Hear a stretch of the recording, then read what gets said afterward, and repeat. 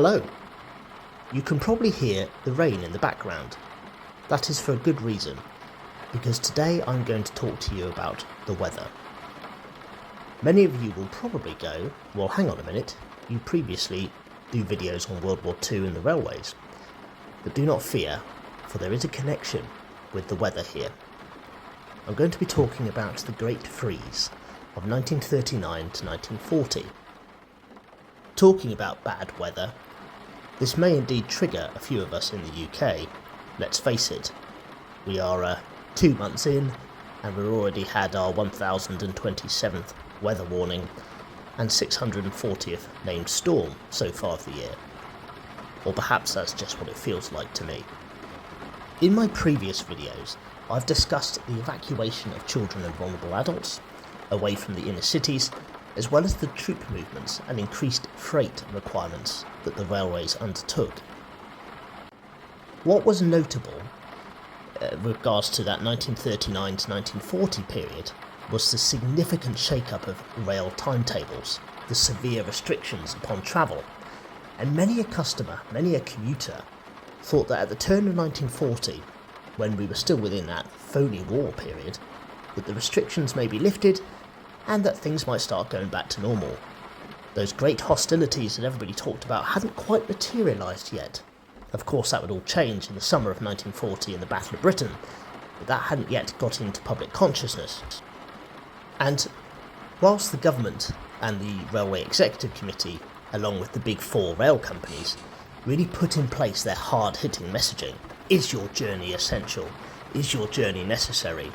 Make room for the guns. Don't help Hitler, stay off the train.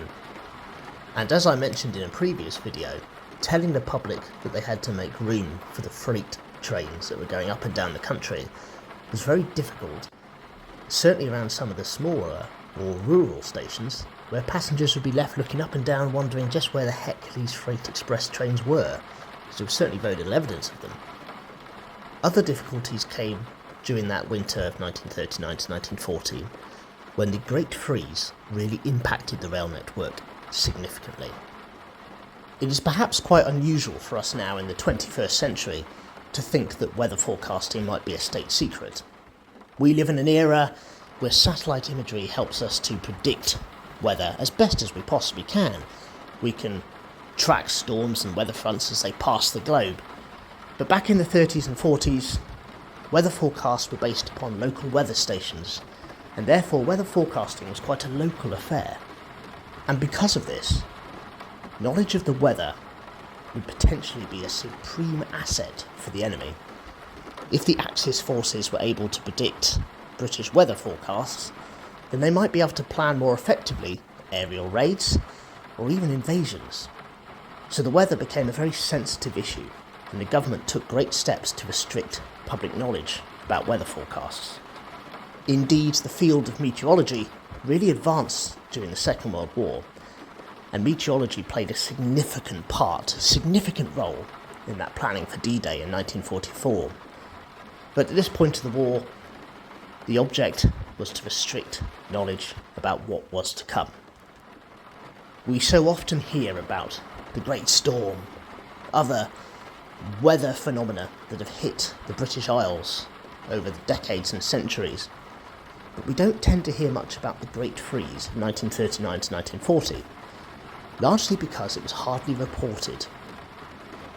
As the evacuations started to ebb from the cities, as the troops were all transported across to France as the part of the British Expeditionary Force, many believed that the rail network would start getting back to normal across the period of 1939 to 1940. The Great Freeze put an end to that hope. As 1939 made way to 1940, the temperature plummeted. It was estimated that this was the coldest winter for almost half a century. In January, in the southeast, the average temperature for the month was -2, and that is damn cold as an average temperature. The rail network was hit hard. Heavy snow blocked many main lines, and trains and passengers found themselves isolated and trapped, sometimes for up to 24 plus hours in a single spot. In the southern region, where the Southern Railways had started to electrify the line, they were hit very hard as the electric line froze up. In many circumstances, it was reported that it took hours to hand chip ice from this third rail. The impact upon this was significant delays, strandings and cancellations. Because the weather became a state secret, the BBC and other areas of the media stopped broadcasting or putting out weather bulletins. Up and down the land, railway stations stopped their weather announcements, and officially, delays and cancellations could no longer be blamed on the weather, because the weather couldn't be reported. In essence, the weather ceased to exist. There are many reports in the media, in newspapers and headlines, which really criticised the fact that rail travel was taking forever. One particular headline heralded the fact that rail journeys now take days rather than hours. But because they weren't allowed to report on the weather, they weren't allowed to report the reason why these delays were occurring. So now we had a situation whereby passengers were noticing that their trains never turned up, the promise of a return to regular timetables just never materialised, and many passengers were finding themselves trapped on lines up and down the country, sometimes for over a day, in cold, cramped conditions with little refreshment or relief. Yes, it is of course evident that anyone who puts their head outside can determine the weather locally. But we must remember that at the time, forecasting was still a local issue, and as such, people really weren't aware what the weather was like in other parts of the country. Therefore, if a train was stuck up north and wasn't able to get down towards its southern region, for example, then the reason for that was purely put down to, well, the trains just aren't working very well, are they? And perhaps this is an interesting piece when we look in the context of the 21st century.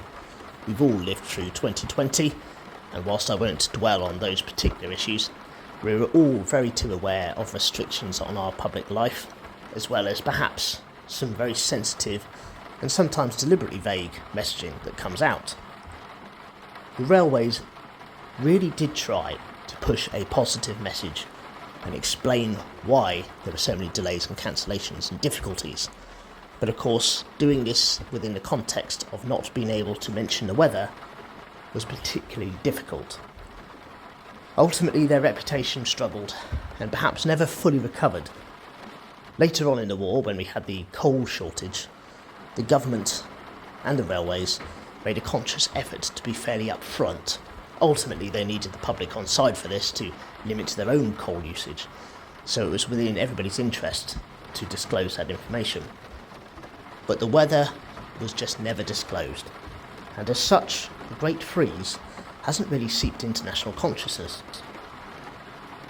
But this was an extreme period of cold, and the hard-hitting point between the 10th of January and the 21st of January 1940 was some of the coldest weather that the country had seen, with Canterbury seeing a temperature recorded of minus 20 degrees Celsius.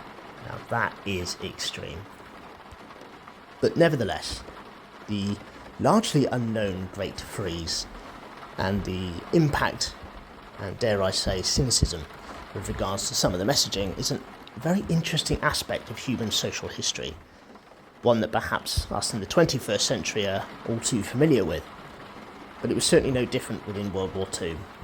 And perhaps a comforting reminder that times really don't change that much. People's and human nature doesn't change that much.